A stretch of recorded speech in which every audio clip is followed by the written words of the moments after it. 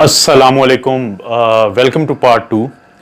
और इसमें हम बात करेंगे, क्योंकि हमने पार्ट वन में बात की थी कि जो हार्ट का कंडक्शन सिस्टम है, इलेक्ट्रिकल सिस्टम है, कि वो कैसे काम करता है।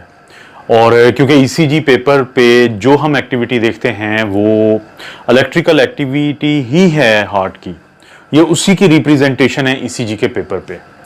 तो पहले पार्ट में हमने ये बात की थी। अब सेकंड पार्ट में हम बात करेंगे कि इस इलेक्ट्रिकल एक्टिविटी को पेपर पे लाने के लिए हम पेशेंट के जिस्म के ऊपर या किसी भी शख्स के जिस्म के ऊपर कुछ इलेक्ट्रोड लगाते हैं। तो वो इलेक्ट्रोड क्या हैं, वो कैसे इस इलेक्ट्रिकल एक्टिविटी को पिक करते हैं और वो कैसे पहुंचाते हैं इसको ईसीजी के पेपर पे। तो ये जो इलेक्ट्रोड्स होते हैं, ये टोटल तो होते हैं 10 जो फिजिकली हम लगाते हैं, लेकिन हम ईसीजी को कहते हैं 12 लीड ईसीजी। हालांकि हमने बॉडी के ऊपर 6 लगाई हुई होती हैं। तो आगे चल के मैं ये एक्सप्लेन करूंगा कि इसको 12 लीड क्यों कहा जाता है। सबसे पहले हम जायजा लेंगे कि जो हम बाजुओं पे और टांगों पे जो लीड्स लगाते हैं उनको हम कहते हैं लिम लीड्स। ये जो लिम लीड्स होती हैं ये 4 होती हैं, और इनमें से भी जो एक है वो अर्थ के तौर पे काम करती है। ये जो 4 होती हैं, अगर हम इनको क्लॉकवाइज देखें और हम राइट से शुरू हों, बेसिकली तो हम इन जो इलेक्ट्रोड्स को, इन लीड्स को लगा सकते हैं कंधों पे भी, क्योंकि यहाँ पे मसल मैस ज़्यादा होता है तो हम प्रेफर करते हैं कि हम इनको बाजुओं पे लगाएं, यानी कलाई पे लगाएं, जिसको रिस्ट भी कहते हैं। तो अगर हम राइट से शुरू हों कि जो राइट वाली कलाई है, रिस्ट है, इस पे हम लगाते हैं रेड कलर की जो इलेक्ट्रोड होता है या जो लीड होती है ईसीजी की। तो एक हमने एक निमोनिक बनाया हुआ है, एक हमने याद करने के लिए बनाया हुआ है कि रीड योर गुड बुक। अब हम रीड योर गुड बुक का अगर पहला अल्फाबेट देखें तो रीड का है रेड, आर का मतलब हुआ रेड। रेड को हम लगाएंगे राइट रिस्ट पे, यानी read your good book. Read के बाद योर यानी येलो, जो येलो कलर का इलेक्ट्रोड होता है उसको हम लगाते हैं लेफ्ट रिस्ट पे। और रीड योर गुड, ग्रीन जो होता है उसको हम लगाते हैं लेफ्ट फुट पे। और एंड पे रहता है ब्लैक, बी, यानी रीड योर गुड बुक्स या गुड बुक में बी है ब्लैक, उसको हम लगाते हैं राइट फुट पे या राइट जो है एंकल पे, और ये काम करता है एज अर्थ। अब ये जो रेड है यानी राइट पे, येलो है जो लेफ्ट रिस्ट पे, और ग्रीन है जो लेफ्ट फुट पे, ये तीनों मिलके बनाते हैं एक ट्राइंगल। ठीक है, और ये जो ट्राइंगल है इसको हम कहते हैं आइंथोवेंस ट्राइंगल। बुनियादी तौर पे जो लिम लीड्स होती हैं वो 6 होती हैं, उनमें से जो 3 होती हैं वो तो ये जो हमने लगाई हैं इसके दरमियान है, जो मैं आपको एक्सप्लेन करता हूं। और जो बाकी 3 होती हैं वो वर्चुअल होती हैं। वो वर्चुअल का मतलब है, जैसे मिसाल मैं आपको देता हूं कि पहले होते थे मोबाइल 3310, तो उसका एक कीपैड होता था, लेकिन फिर स्मार्टफोन आए तो इसके अंदर एक वर्चुअल कीपैड है कि आप प्रेस करते हैं एक बटन तो वो सामने आ जाता है, लेकिन फिर उसके बाद वो एक्चुअली फिजिकली नहीं प्रेजेंट होता। तो ऐसे ही जो लिम लीड्स होती हैं उनके अंदर कुछ ऐसी तब्दीली हम करते हैं जो मैं एक्सप्लेन करता हूं अभी, कि 3 जो है हम वर्चुअल लिम लीड्स बनाते हैं। अब ये जो रेड पे है, जो यानी शोल्डर कह लें या रिस्ट कह लें, तो हम शोल्डर यहाँ पे कंसीडर करते हैं। तो रेड जो है वो राइट पे है, येलो है वो लेफ्ट पे है, और जो ग्रीन है वो लेफ्ट फुट पे है। इनके दरमियान अगर हम लाइनें खींचे तो ये ट्राइंगल बन गई, आइंथोवेंस ट्राइंगल। अब इन यहाँ पे 3 लिम लीड्स हैं, लीड 1, 2 एंड 3। इन्हें हम कहते हैं बाइपोलर, क्योंकि इनके 2 पोल होते हैं तो इसलिए बाइपोलर भी कहते हैं या डाइपोलर भी कहते हैं। मिसाल के तौर पे जो लीड 1 है वो है लेफ्ट शोल्डर के दरमियान और राइट शोल्डर के दरमियान।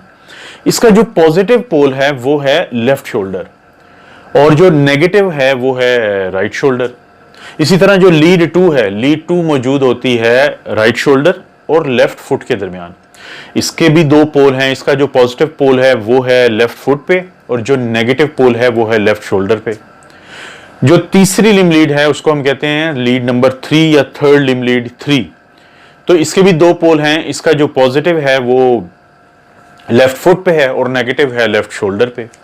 इसका मतलब ये हुआ कि ये जो 3 लिम लीड्स हैं इनके जो राइट पे दोनों के ही नेगेटिव हैं, लीड 1 और लीड 2 के, और जो लेफ्ट फुट है उस पे दोनों के पॉजिटिव हैं, लीड 2 के और लीड 3 के।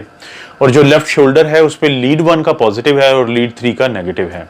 ये हैं डाइपोलर लिम्ब लीड्स, लेकिन इनके दरमियान हमने आर्जी तौर पे वर्चुअल या ये कह लें कि हमने क्रिएट की हुई है कि सेंटर में हार्ट है, यानी ये जो आइंथोवेंस ट्रायंगल है इसके सेंटर में हार्ट है।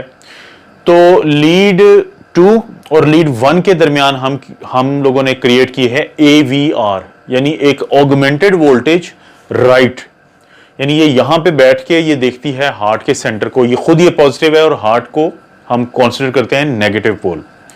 इसी तरह से AVL लोकेटेड है लीड 3 और लीड 1 के दरमियान, और AVL ए से बनता है ऑगमेंटेड, यानी हमने इसको ऑगमेंट किया हुआ है इसकी वोल्टेज को, और लेफ्ट का मतलब है कि लेफ्ट पे लोकेटेड है।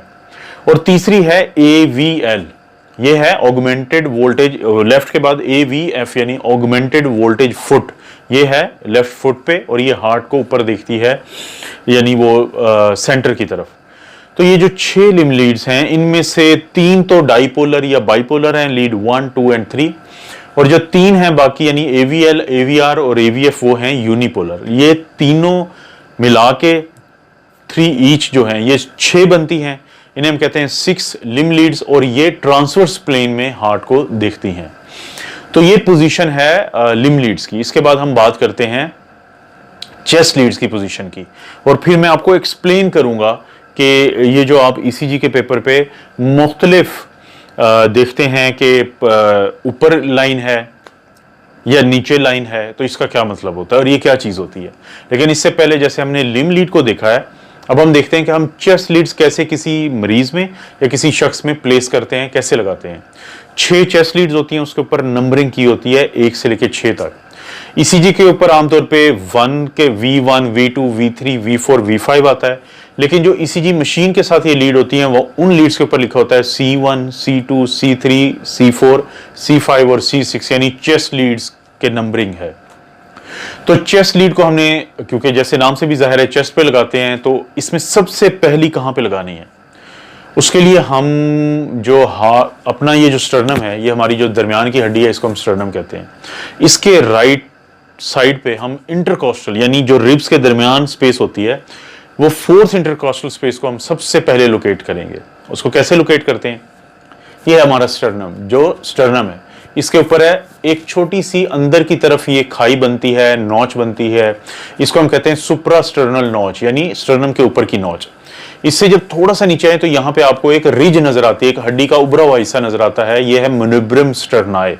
इसके बिल्कुल सामने पैरेलल जो है राइट पे वो है 2nd इंटरकॉस्टल स्पेस, उससे नीचे वाली रिब्स के नीचे है 3rd इंटरकॉस्टल स्पेस, और यहाँ पे है 4th इंटरकॉस्टल स्पेस 3rd के नीचे। तो स्टर्नम की राइट साइड पे 4th इंटरकॉस्टल स्पेस में जो स्टर्नम का बॉर्डर है यानी राइट पैरास्टर्नल बॉर्डर के पास हम रखते हैं चेस्ट लीड 1। उसके बाद 4th इंटरकॉस्टल स्पेस लेकिन स्टर्नम की लेफ्ट साइड पे यानी लेफ्ट पैरास्टर्नल बॉर्डर के साथ हम रखते हैं चेस्ट लीड 2। अब हम चेस्ट लीड 3 नहीं रखेंगे बल्कि चेस्ट लीड 1 और 2 के बाद पहले रखेंगे चेस्ट लीड 4, और चेस्ट लीड 4 और चेस्ट लीड 2 के दरमियान हम रख देंगे चेस्ट लीड 3।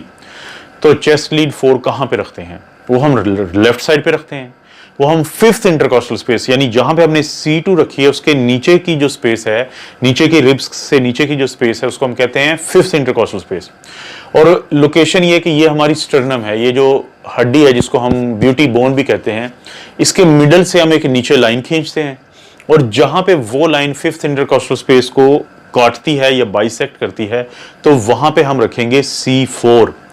कुछ दोस्तों के ज़हन में ये आता है कि जो निप्पल होता है कि उसकी लोकेशन पे हमें रखना चाहिए, लेकिन उसका नुकसान ये है कि जो खवातीन या वो मेल जिनके निप्पल बड़े हों तो वो डिस्प्लेस हो जाएगा और आपको पता नहीं चलेगा। तो mid clavicular 5th intercostal space और लेफ्ट साइड ऑफ स्टर्नम पे आप रखेंगे C4, और C2 और C4 के दरमियान में आपने रखना है C3 को। उसके बाद 2 अभी बचती हैं, एक C5 और एक C6। ये जो हमारी आर्मपिट है इस एरिया को हम कहते हैं एक्सिला।